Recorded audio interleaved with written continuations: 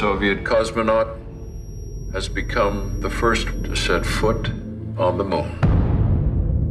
Imagine que a União Soviética tenha chegado primeiro à Lua.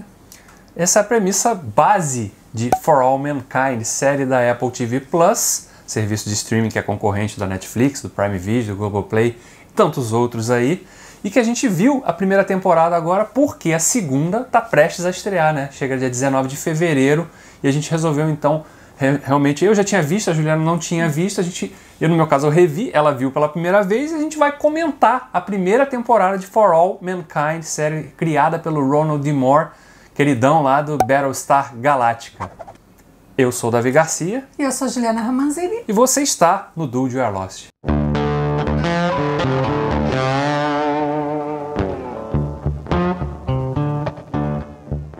A premissa dessa série é bastante interessante, né? Inverter aí um acontecimento, um fato histórico, colocando a União Soviética na frente, né, da corrida espacial, tendo pisado não só pela primeira vez na Lua com um homem, mas também com uma mulher, né? E os Estados Unidos comendo poeira atrás. Né? Parece ser legal, né? O que aconteceu? Como é que foi? Quais foram os desdobramentos disso para a Guerra Fria e para o contexto histórico do momento? Confesso que a premissa realmente me interessou, mas a série não me pegou até o 5º episódio. São 10 episódios, né? A gente tem que falar, são 10 episódios. A Apple, geralmente a estrutura das séries da Apple até aqui tem sido isso, né? 10 episódios de cada temporada. A temporada inicial de For All Mankind e parte realmente dessa premissa que é muito interessante, né? Porque considera que a União Soviética chegando primeiro teria desencadeado uma série de mudanças e até uma espécie de motivação a mais para que a corrida espacial realmente tivesse outras cores, né? Fosse vista realmente tanto pelo Ocidente quanto pelo Oriente com outras cores, né? Com mais interesse talvez. Né? E tomando decisões um pouco diferentes das que a gente viu na história, né? Então realmente era uma corrida, mas era a corrida dos Estados Unidos atrás da União Soviética. Não era necessariamente, a motivação não era necessariamente, olha, vamos realmente desbravar o espaço, não, era para ser melhor que a União Soviética. Se passa durante a Guerra Fria, a gente sabe que existia essa disputa, né, e a conquista do espaço, representada no primeiro momento pela Lua, era algo muito marcante para a questão mesmo dessa posição de força, né, perante a humanidade, de quem é que tinha mais tecnologia, mais poder e mais dinheiro para investir nisso, né. Até aí tudo bem, a gente vê a série, ela é legal porque ela tem esse contexto todo que se passa dentro do cenário da NASA, com os astronautas, mas ele também trabalha as vidas pessoais desses astronautas, quem são essas pessoas, como vivem, do que se alimentam, como se relacionam. Então tem toda uma carga dramática por trás disso, né? Então são histórias ali de vida, são pessoas se relacionando, são histórias de poder, são histórias que a gente vê um pouco a participação, como seria a participação das mulheres, antecipando essa participação das mulheres nesse processo e quanto isso impactou na vida delas e das pessoas, né? Mas acho que existe um problema sério de ritmo até a metade da temporada. Sim. É muito lento, então fica muito preso. E os episódios são longos, né? São longos e fica muito preso nessas minúcias, nesses detalhes da vida das pessoas e aparentemente essa questão mais da conquista da Lua fica só como um cenário. Mas a partir do 5º episódio isso se inverte, porque a gente tem ali uma mudança de cenário, a gente tem uma mudança de estrutura, as histórias começam a gerar muito mais na questão mesmo dessa conquista do espaço e como se dá esse relacionamento das pessoas já com a Lua como cenário, né? Então eu acho que se torna muito mais interessante. Você tem ali avança um pouco a questão da ficção científica com relação a... Que não é nem ficção científica, né? Porque aconteceu, né? Então não é não, é romantização, né? Daquele evento, daquele evento, óbvio, né? Mas a gente sai um pouco das vidas, das casas das pessoas e a gente vê ali os conflitos acontecendo com relação ao trabalho mesmo e a conquista da Lua como um fato. Eu acho que a série ganha muitos pontos pra mim, pelo menos, e isso aconteceu na primeira vez que eu vi a série, que ela estreou em novembro de 2019, né? E a Apple lança geralmente os 3 primeiros episódios e depois vai lançando um por semana. Então eu acabei de ver a primeira temporada no início de 2020, realmente, pouco antes da pandemia começar. Mas eu tinha assim, a impressão que eu fiquei da série naquele primeiro momento, naquela primeira experiência que eu tive, foi muito positiva, apesar de realmente de concordar que a série tem muito dessas barrigas, assim. Eu acho que o fato dos episódios serem longos, são episódios ali de 55 minutos em média cada um, tem muita barriga, assim, sabe? Tem muita coisa que podia ter sido limada ali Mas a segunda metade da temporada, a partir do 5º episódio, a trama realmente ela engrena e vai acontecendo um monte de coisa e você fica ali realmente interessado para ver o que vai acontecer na história daquilo ali, porque de fato a história começa a partir, porque a For All Mankind faz muito disso, ela mescla fato com ficção, né? Inclusive tem personagens reais que estão ali fazendo parte dessa história, ao mesmo tempo que a gente vê personagens, principalmente os protagonistas, né? Os protagonistas são quase todos ficcionais. Astronautas que não existiram, né? Mas eles criam com personagens reais diálogos de ficção, entendeu? Não existiram aqueles diálogos, aquelas situações não existiram, mas a gente vê como se, por exemplo, Nixon estivesse protagonizando uma cena que ele não protagonizou, entendeu? Presidentes que nunca foram eleitos sendo presidentes. Então, assim, mexe um pouco com isso, ou seja, cria um contexto ali histórico que não existe para justificar uma história que teria acontecido se o rumo tivesse sido outro, né?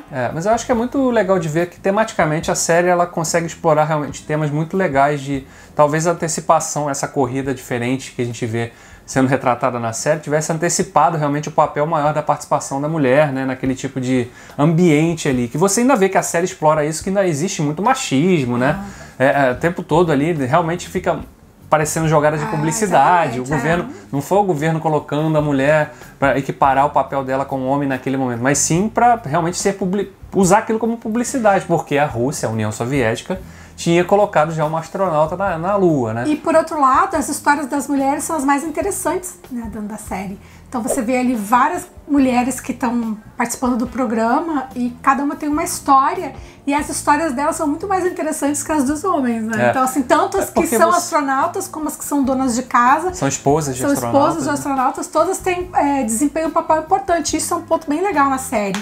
Ele faz um comentário realmente muito contundente, né, sobre realmente como seria a vida dessas pessoas ali e principalmente a partir do momento que você vê realmente personagens femininas entrando naquele grupo, naquele contexto ali, e tem uma delas especificamente que é casada com um astronauta, então os dois são astronautas e ao mesmo tempo eles têm a casa deles, a família, os filhos. Como é que concilia essa vida, né? Então você vê realmente a diferença do enfoque que é dado, né, e como que um personagem é visto, né, o papel dele ali como astronauta e a esposa, que também é astronauta, ela passa a ser vista como uma mulher que negligencia o lar, né, tá negligenciando os filhos e tal. Assim como o mínimo ato de bravura de um homem é visto como heroísmo e um baita ato de bravura de uma mulher passa como, às vezes, até um destempero dela, né? Então, assim, como é tratado, como as ações das mulheres são tratadas e vistas, por mais heróicas que sejam, elas sempre são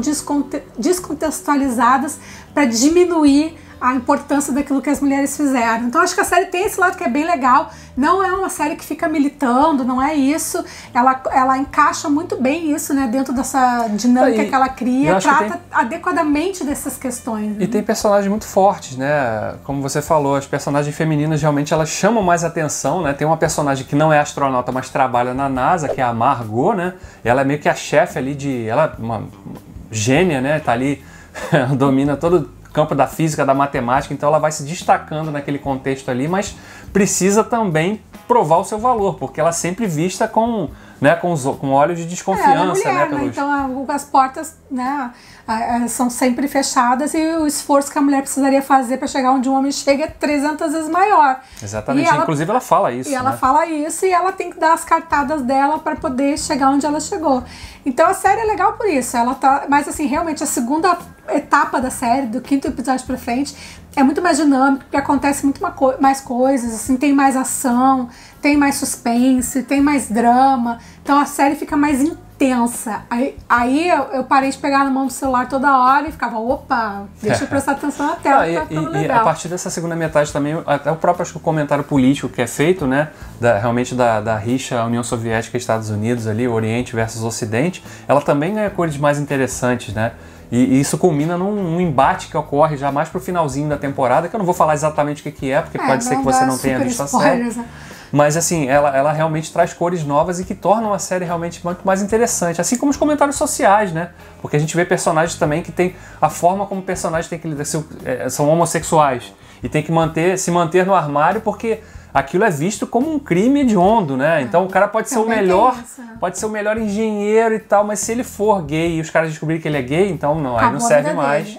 Então o cara tem que se anular para conseguir se manter naquela profissão, naquela ambientação ali. Até isso a série consegue explorar bem também, né? Então ela pega pautas que são bastante atuais num cenário histórico tipo de um universo paralelo, né? Onde a Rússia conseguiu a frente dessa corrida espacial e deixa um gancho bem maneiro para a segunda temporada ali, dá um salto, a gente já vê que vai dar um salto temporal interessante e pode ser que venha aí uma realidade aí de uns anos 80 um pouco diferente daquilo que a gente viu, né? Porque, por exemplo, eu quando era criança, eu via os lançamentos que a TV transmitia, né? As Challenger, todos esses ônibus espaciais que eram lançados, a gente via. Então, assim, já entra aí num campo que a gente presenciou, né? Foi testemunha ocular dos fatos. Vamos ver como é que vai ser tratado, né? Pois é, For All Mankind, que foi criada, como eu falei na abertura, pelo Ronald D. Moore, né? Que tem muita experiência, uma experiência vasta e comprovada no campo da ficção, né? Com um remake de Battlestar Galactica, e criou For All Mankind, que é uma série realmente muito legal do Apple TV, que eu não vejo muita gente comentando. A gente resolveu, vamos falar dessa série aqui, né? Vamos comentar, aproveitar que vai voltar agora com a segunda temporada. Vamos fazer propaganda para que mais pessoas de repente dêem uma chance e assistam, né? A gente sabe, né, que a Apple TV ainda não é muito popular, mas você deu seu jeito. E é isso, pessoal. Se você ficou curioso, assista a série. Se você já assistiu, comenta aqui com a gente se você teve as mesmas impressões ou tem uma opinião diferente. Não esquece aí de curtir o nosso vídeo, compartilhar e se inscrever aqui no nosso canal. É isso aí. A gente se vê no próximo vídeo. Até a próxima. Tchau.